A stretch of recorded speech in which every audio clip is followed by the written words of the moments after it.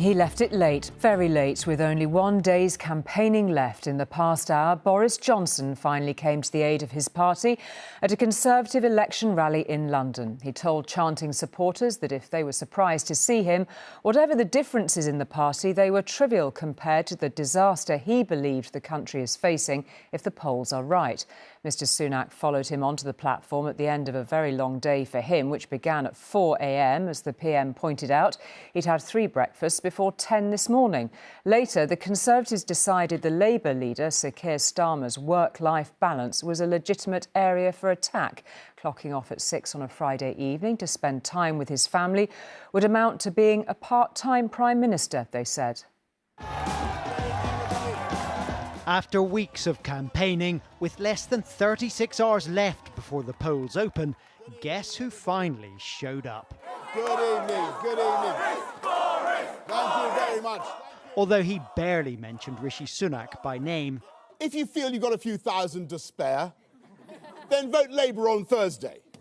If you want uncontrolled immigration and mandatory wokery and pointless kowtowing to Brussels again, then go right ahead, make my day, vote for Starmer. But if you want to protect our democracy and our economy, then you know what to do, don't you, everybody? Yeah. There's only one thing to do.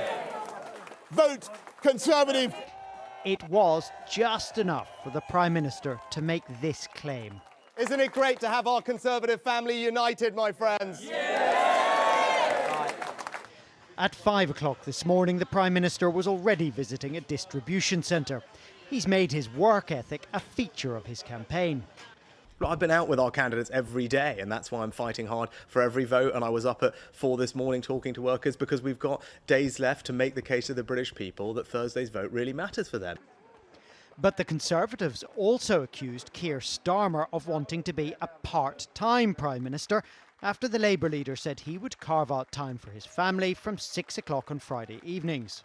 I wonder if I could have your response to Conservative claims that spending time with your family on a Friday evening would make you a part-time Prime Minister. I actually can hardly believe that 48 hours before an election, the Conservative Party has got nothing possible positive to say. My family is really important to me, as they will be to every single person watching this. And I just think it's increasing desperation, bordering on hysterical now. Keir Starmer's wife, Victoria, is Jewish. They use Friday evenings for family prayers as well as time together.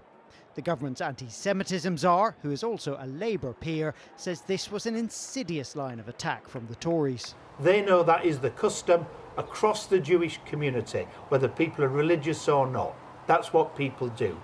And they regard it as a good thing. They've deliberately attacked on that, knowing that. That's what's so dangerous. And Keir Starmer said he agreed with Lord Mann during this campaign stop at a drinks factory in Derbyshire.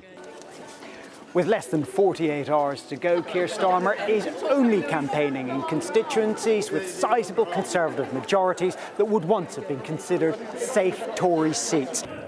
For both of the main parties, the job now is to get their voters out to determine whether it is Rishi Sunak or Keir Starmer, who is busy in Downing Street at 6 p.m.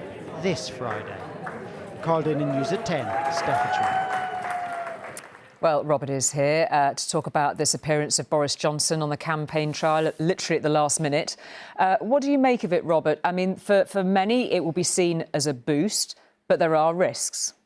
Well, it certainly G'd up the activists we saw at that rally tonight. But, you know, for millions of British voters, and polls show this, Boris Johnson is toxic, and for many voters it brings back aspects of this government which they hate, and in particular the lies that Parliament said ruled that he told over those parties in Downing Street, which for many British people still feel like an insult. Now, there's no question that Boris Johnson is one of the most adept political campaigners that this country has seen for many years. And maybe if he'd engaged in the campaign slightly earlier, it might have had an effect on narrowing the polls. Tonight, quite a lot of what he said felt a bit weird to me. I mean, he was basically sort of saying, well, it's completely bemusing that people don't want to vote for the Tory party. And he was almost saying that, you know, people who were thinking of voting for Labour or the Lib Dems or indeed Reform were somehow stupid. That it was, you know, he was sort of saying it's blindingly obvious the Tories are better than anybody else. So why would anybody in their right minds, you know, decide not to vote for us again? I don't know how that will resonate when those sort of disenchanted former Tory voters actually ponder what he actually said to them. And it comes off the back of a couple of new polls. One of them from Survation sees the Tory party, and this is a respectable polling organisation, with as few as 60 seats. I think that would be an astonishing shock. It's only one poll. But, you know, he's come into this fray with a day to go of just literally one more day of sort of proper campaigning, and at a time when every poll shows a sizable Labour majority. So if he was going to do it, people will ask, is this more about his ego, or does he really think he's helping?